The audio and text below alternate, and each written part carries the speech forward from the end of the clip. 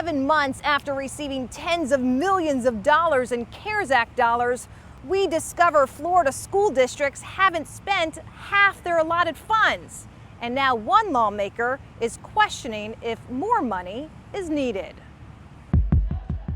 Florida schools are drowning in money. At least that's according to this Florida lawmaker. COVID, it turns out, is the greatest booster for K-12 education in the history of public education.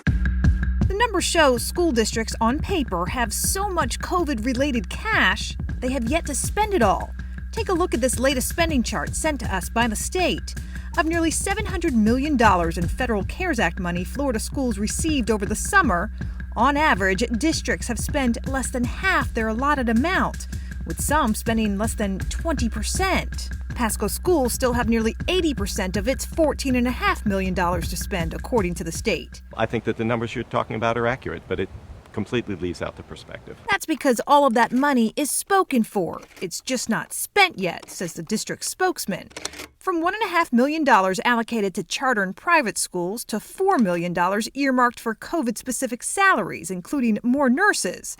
Then there's that ongoing PPE and cleaning. People expect that we're going to continue to clean like we've never cleaned before, that we're going to continue to change the air filters like we've never done before. So we're going to continue to do that. Cleaning is eating up much of the money in Collier County, too, where the district still has $6.5 million of its CARES cash to spend. You're not going to need all your PPE all in one time. You're not going to be sanitizing the schools all the same day. We had it planned out over the 2 years. But during a recent school money meeting in Tallahassee, Republican Representative Randy Fine questioned why some districts are using COVID dollars on reading programs, school monitoring, and academic testing. What do these actually have to do with responding to COVID? Those are dollars that are directly related to the economic impacts of COVID-19, of the pandemic. In a second round of CARES Act money, Florida schools are expecting another $2.8 billion.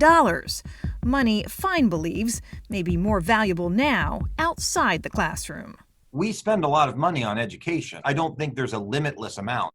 Florida school districts have until May to decide how they're going to spend the first round of CARES Act dollars. Then they have until September 2022 to spend the money.